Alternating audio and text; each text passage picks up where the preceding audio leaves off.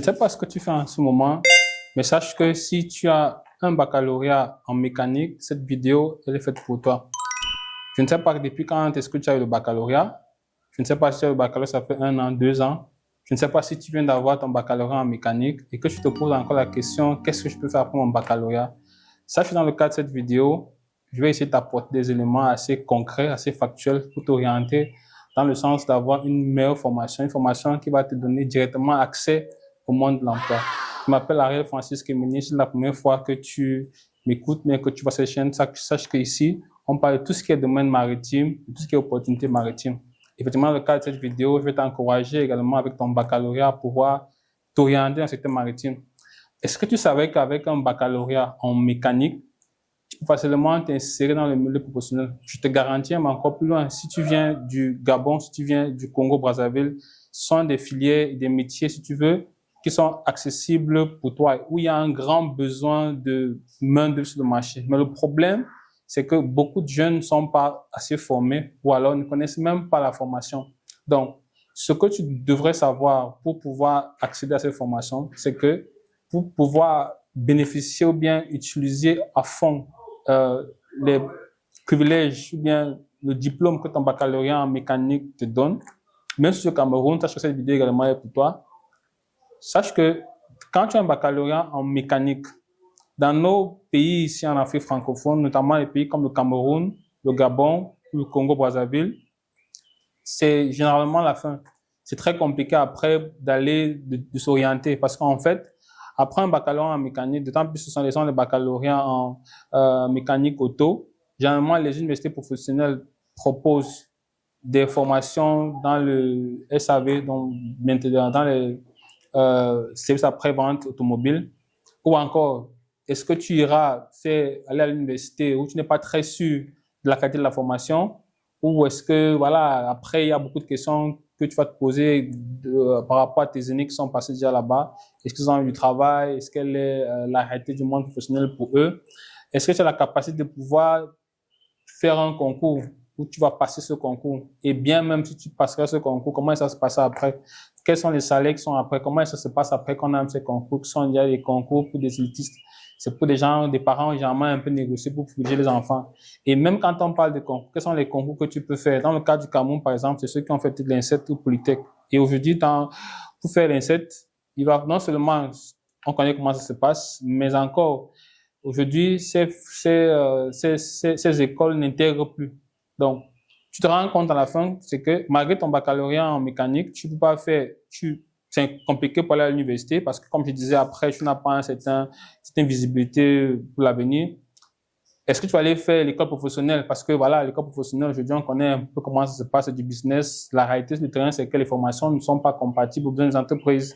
Est-ce que tu as la capacité de pouvoir faire un concours? C'est-à-dire qu'un concours public, c'est-à-dire tel que Polytech, comme je l'ai dit tantôt? Je ne pense pas. Et à la fin, quel est le salaire que tu auras à la fin? Maintenant, ce que moi, je te propose aujourd'hui avec ton baccalauréat en mécanique, c'est de faire des formations maritimes. Les formations maritimes en mécanique navale, c'est un secteur assez recherché sur le marché.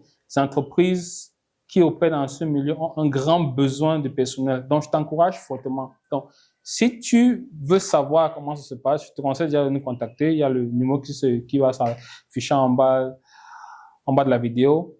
Pourquoi est-ce que je te conseille de faire une formation en mécanique navale? La première raison, c'est que tu vas te retrouver dans un domaine déjà très peu compétitif pour les locaux. Ça veut dire, j'entends par locaux ceux qui vivent dans le pays dans lequel je te trouve. C'est des formations qui ne sont pas accessibles pour tout le monde. Ce sont des formations où beaucoup de personnes n'ont pas l'information.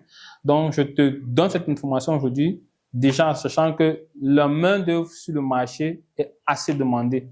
Elle est même trop demandée. Pour les pays, comme j'ai cité, le Congo-Brazzaville et le Gabon, c'est hyper demandé. Donc, une formation avec un baccalauréat en mécanique navale, un baccalauréat en mécanique, si tu fais une formation en mécanique navale, je te garantis déjà que tu auras de l'emploi et pas n'importe quel emploi. Donc, premier avantage que je te donne aujourd'hui, si tu fais une formation en mécanique navale, c'est que tu as des formations qui coûtent 2 ans, 4 ans. Tu as l'avantage que sur le plan de la discipline, ce sont des formations assez bien conçues, bien préparées. C'est des formations où tu as un laboratoire, tu as une salle pour pouvoir pratiquer ce que tu apprends à l'école. C'est-à-dire que sur le plan de l'expertise, tu seras quand même assez outillé pour pouvoir comprendre les choses dont on parle. Autre chose, c'est que tu auras la capacité de pouvoir apprendre une deuxième langue, l'anglais. L'anglais aujourd'hui dans le monde maritime, c'est une obligation, c'est un absolu systématique. Si tu veux aller loin dans des maritimes, il faudrait que tu apprennes l'anglais. Donc, loin de toi, oublie là, pour te faire former dans des écoles où on parle forcément français. Te faire former dans une école maritime qui parle l'anglais, où l'anglais c'est la langue de base, ce sera un gros avantage pour toi.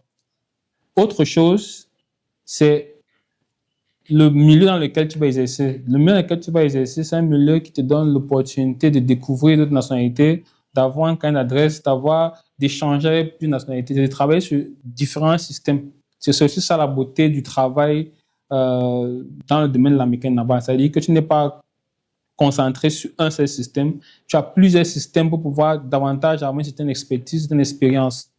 Autre chose, c'est que c'est un domaine où on ne négocie pas. C'est-à-dire que il n'y a pas de favoritisme, il n'y a pas de relation à l'intérieur. Personne ne voudrait donner sa vie en mer à quelqu'un qui n'a pas de compétences. Donc, si tu n'as pas de compétences, si tu n'es pas bon dans ce que tu fais, tu ne pourras pas avoir l'opportunité de travailler, ou même quand tu auras l'opportunité de travailler, les gens ne te feront pas confiance, tout simplement parce que, voilà, on connaît que tu n'es pas assez performant dans ton travail. Donc, du coup, ce qui se passe dans ces entreprises, c'est qu'elles recherchent des esprits neufs, des gens qui ont vraiment travaillé, des gens qui ont de la volonté, qui sont passionnés par le domaine en question, passionnés par la mécanique, ceux qui veulent vraiment travailler. Donc, si tu es assez performant, je te rassure une chose, tu auras de la place dans ce secteur-là. Autre chose, tu as des salaires très compétitifs. Déjà, par exemple, une fois que tu as fini ta formation de 2 ans ou de 4 ans, le minimum que tu peux avoir en termes de c'est $500. Et ça, c'est juste pendant la période de stage. Donc, c'est un minimum de $500. Ensuite, une fois que tu as passé le stage, un stage dure environ une année, tu passes automatiquement à un minimum de 500-600 quand que tu reviens à l'école pour avoir d'autres certifications ou brevets. Donc, une fois que tu les as, les salaires peuvent aller jusqu'à 3-4 millions par mois. Mais si tu veux davantage connaître comment ça se passe à l'intérieur, je te conseille de nous contacter. Et voilà, comme je l'explique souvent, on va se prendre un plaisir de t'accompagner étape par étape pour pouvoir accéder à cette formation. Donc, ce qu'il faudrait retenir dans le cadre de cette vidéo, pour toi qui as un baccalauréat en mécanique, c'est tout simplement qu'une fois que tu as ton baccalauréat en mécanique, le secteur maritime t'ouvre les portes. La mécanique particulièrement t'ouvre les portes. Il n'y a même pas besoin de chercher une autre formation parce que je te garantis que aucune formation dans le domaine mécanique ne peut être concurrentielle par rapport à ce que je te propose. Donc, contacte-nous avec ton bac mécanique. C'est que pour beaucoup d'entre vous, c'est un peu délicat, c'est un peu difficile parce qu'il y a un besoin d'information.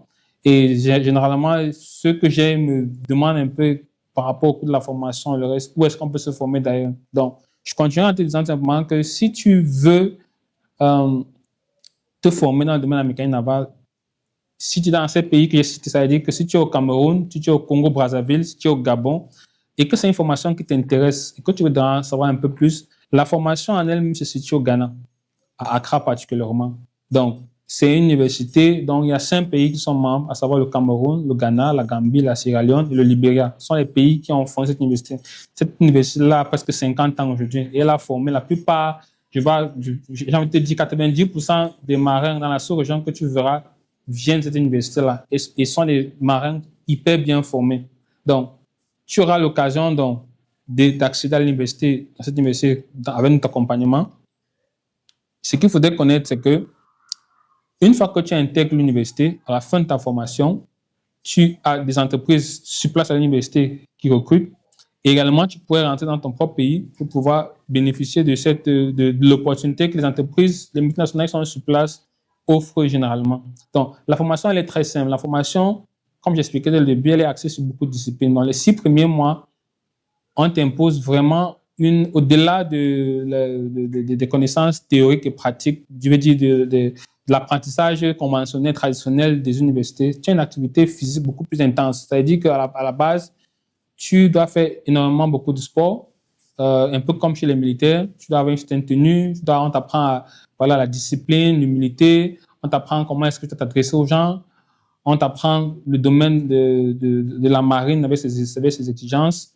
Donc, ensuite, la formation, elle se déroule sur 2 ans, 8 semestres. 4 ans, il y a des formations de 4 ans, il y a des formations de 2 ans, donc 8 et 16 semestres.